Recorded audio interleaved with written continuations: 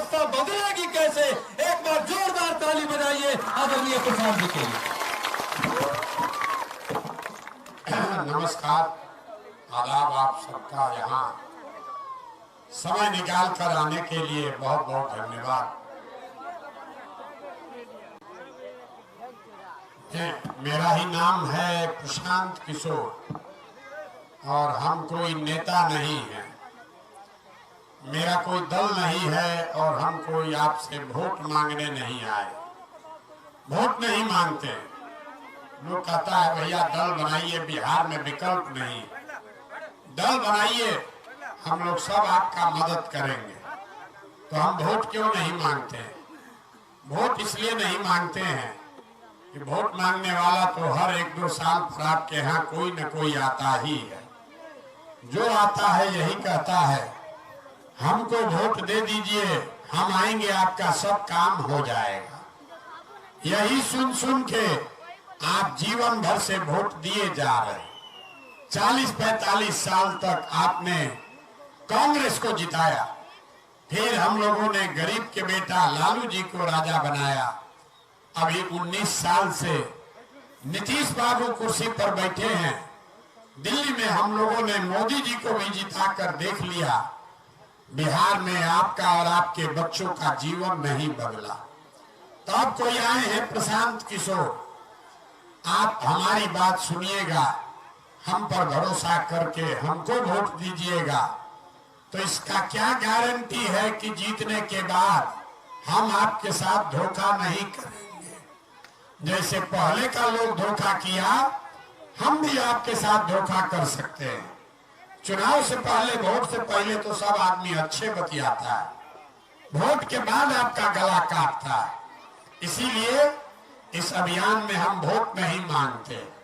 ये वोट मांगने का रास्ता नहीं है, ये वोट मांगने का अभियान नहीं है, ये आपको रास्ता बताने का अभियान है। अगर आप उसको समझ जाइए तो वोट जिसको मन है उसको दीजिए, वोट जिसको मन है उसको दीजिए।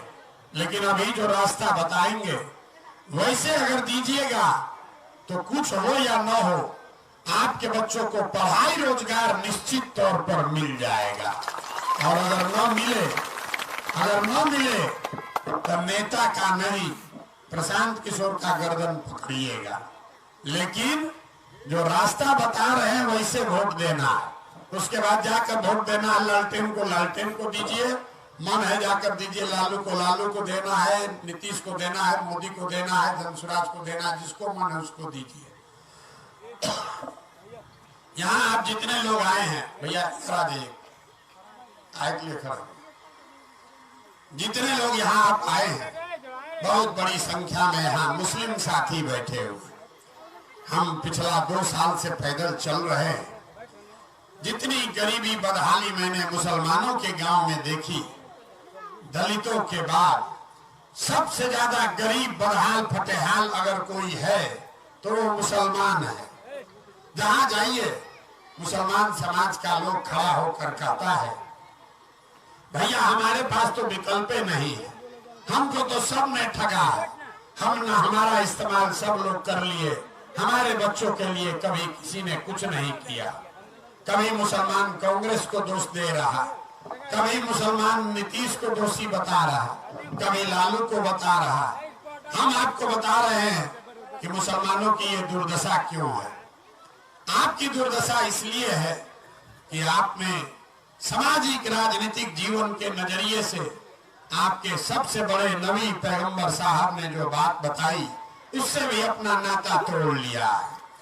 ये इस्लाम में, प्रशांत किशोर नहीं बोल रहे, इस्लाम में आपके पैगंबर साहब ने बताया कि जिस कौम को अपने रहनुमाओं की समझ न हो उसके ऊपर जालिम हुक्मरानों को मुसल्लत कर दिया जाता है। तो अगर आपको लग रहा है, आप ताली बजा रहे हैं, अगर आपको लग रहा है कि आप आज का जो हुक्मरान है, जो सरकार चलाने वाले लोग हैं, अगर आपको वो जालिम नजर आते हैं तो पैगंबर साहब की कही हुई बात गलत हो नहीं सकती है। इसका मतलब है कि कहीं ना कहीं आपसे अपने रहनुमाओं को चुनने में गलती हुई है। यहाँ जितने मुसलमान बैठे हुए, आप बताइए, आप 5 बार नमाज पढ़ते हैं, आपकी कुरान की पहली आयत है, आप कुरान पढ़ते हैं। हिंदुओं में तो कई ग्रंथ हैं, मुसलमानों के लिए एक कुरान से बड़ा पाक कोई ग्रंथ नहीं है। कुरान की पहली आयत है, कुरान की पहली आयत है, इकरा बिस्मे रब्बे कल लजी खलक। पहला शब्द है इकरा। इकरा का मतलब है पढ़ो, ये अल्लाह का शब्द है। आपको अल्लाह ने जिस कौम को बताया पहला चीज पढ़ो, वो आज समाज का सबसे अनपढ़ कौम है। और आप कह रहे हैं कि हमारा दुर्दशा क्यों है? अरे भाई, आपको कौन बचा सकता? आपको तो आपके जो पैगंबर साहब ने बताया वो भी आप नहीं कर रहे हैं, तो आपका दुर्दशा नहीं होगा तो किसका दुर्दशा होगा? आप लालू और नीतीश में दोषी खोज रहे हैं। आप सोच रहे हैं कि प्रशांत किशोर सुधारेगा कि राहुल गांधी सुधारेगा। मेरे भाई, आपको कोई नहीं सुधार सकता।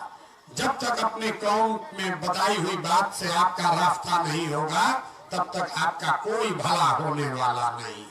चाहे आप जिसको रहनुमा बना लीजिए, आप हमेशा ठगे जाइएगा। पहले आपको लगा कि कांग्रेस ने हमको ठग लिया, फिर आपको लगा कि हमको लालू यादव ठग रहे, अब आप आए हैं प्रशांत किशोर पर भरोसा करने। दिमाग में है कि प्रशांत किशोर पर भरोसा करें कि न करें। हम आपको पहले कह रहे हैं हम पर भरोसा मत करो, हम पर भरोसा करोगे फिर आप ठगे जाओगे। आपके कौम में ये बताया गया है कि अगर जीवन में कुछ हासिल करना है तो ईमानदारी से जद्दोजहद करना पड़ेगा। मुसलमान जद्दोजहद नहीं करना चाहता, वो बैठ के 5 बरस इस चिंता में है कि भाजपा को कौन हराएगा। आप ये नहीं सोच रहे हैं कि हमारा बच्चा पढ़ेगा कैसे, ये नहीं सोच रहे हैं कि हमारे बच्चे को रोजगार कैसे मिलेगा, हमारे महिलाओं को इलाज कैसे होगा। आप सोच रहे हैं भाजपा को कौन हराएगा।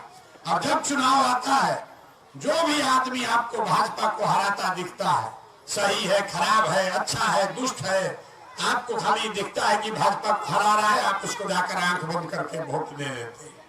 तो आपको तो जो कौम में बात बताई गई है उसको अगर आप फॉलो नहीं कर रहे हैं तो आपकी दुर्दशा तो होगी ही होगी। यहाँ बैठे हुए जितने मुसलमान हैं, कोई, मैं दावे के साथ कह रहा हूं, कोई नहीं कह सकता है कि आपने कभी ये चिंता की कि जिसको आपने वोट दिया है उसने आपके बच्चों के पढ़ाई के लिए कुछ किया कि नहीं किया।